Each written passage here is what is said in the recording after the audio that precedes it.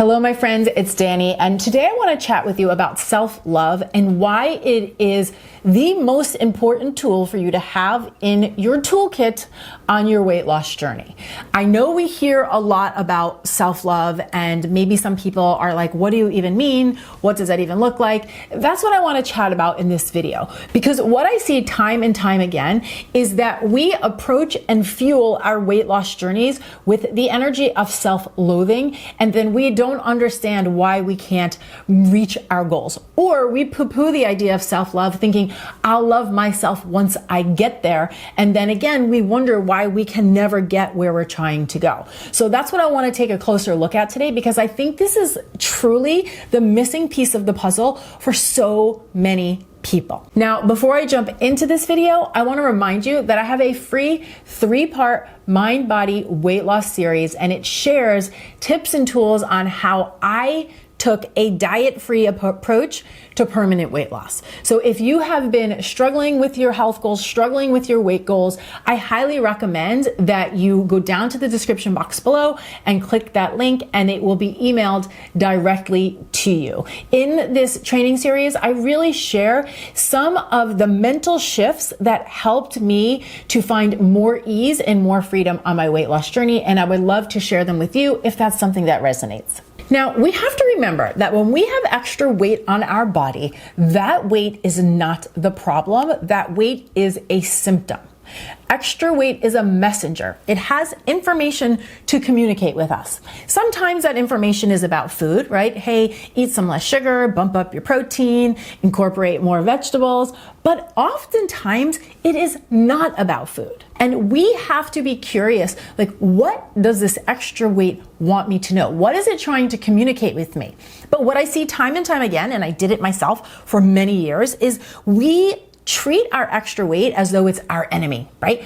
And what do you want to do with an enemy? You want to attack the enemy. When you think of your body, when you think of your extra weight as an enemy, you are ultimately approaching yourself as though you are the enemy, right? Because you are your body. Your weight is on you. It's all connected. And so if you are at war and it's you against you, inevitably you are going to lose. We have to remember that self-love, self-kindness, it is not a reward for losing weight. It's not a reward for eating a salad. It is a prerequisite for great health, and it is a prerequisite for weight loss. So you have to get really honest with yourself. And I want you to ask yourself, am I fueling my weight loss attempts with self-love?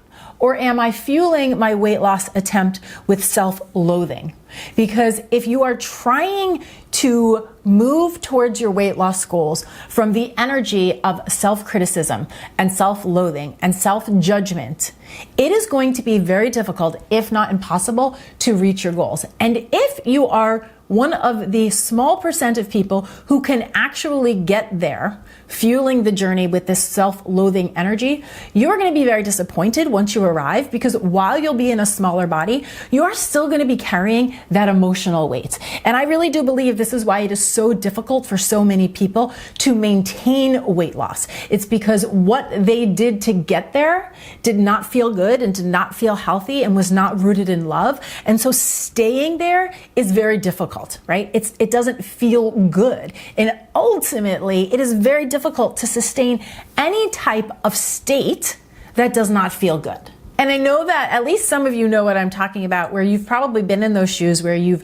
managed to kind of white knuckle your way to some weight loss, but then found it very difficult to sustain and ended up gaining that weight back, and sometimes even more. I know that I was in that pattern for many years, where I would, find some type of approach. I would will myself to the finish line, and then inevitably I would gain that weight back, and then usually a little bit more, and then I would do it again. And it really perpetuated this cycle of like self-loathing and guilt and shame and just feeling horrible on a regular basis, constantly trying to sell myself on the idea that when I lost the weight, I would somehow magically feel better. But this just isn't true, and it's not effective. It just doesn't work, which is why I have really come to see, know, and understand that the most powerful tool any of us can use to fuel our weight loss journeys is self-love. self-love, right? And why is that? It's because the way you talk to yourself, the way you engage with yourself, the way you think about yourself is ultimately going to determine how you feel about yourself. So many people want to believe that your body is what determines how you feel about yourself, but it is not. It is your thoughts about your body that determine how you feel about yourself. And at any given point, we can choose to be kind, loving, supportive, inspiring, uplifting to ourselves. We can choose to be in a loving relationship with ourselves instead of cutting ourselves down. And so when you hear people say, oh, you have to love yourself, you have to love yourself. Really what that means is you have to practice being in conversation with yourself in a supportive, encouraging, curious, kind, loving way. And the truth is that unconditional love is the most powerful tool you can have in your weight loss toolkit, because unconditional love gives you the ability to learn and grow and trip and make mistakes and fall down without being mean to yourself, right? It leaves you space to figure things out. Plus, I really want you to see that the way you talk to yourself, think about yourself, engage with yourself is going to affect how you feel about yourself. And how you feel about yourself is going to determine your day-to-day actions and your habits, right? I've said this before, I think it's a very important point that when we feel badly, when we are in a negative emotional state, especially a negative emotional state that is self-created by the dialogue we are constantly having in our minds with ourselves about ourselves, and we're feeling badly, it's very difficult to take positive actions, right? We tend to reach for foods and habits and behaviors that match how we are feeling. And so it's really important to feel better if you want to feel better. I mean, think about it. Most people want to lose weight because they want to feel better. Yet what do?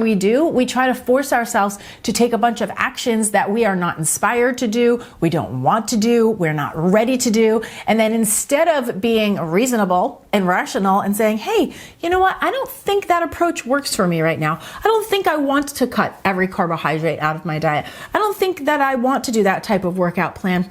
What would be a little easier for me? What could work better for me? Right? Instead of questioning the approach, what do? We turn on ourselves and we make ourselves wrong, right? And then that self-loathing really kicks in, and then we're like, I wonder why I can't reach my goals. I wonder why I can't get where I'm going. But we have to remember that the journey informs the destination.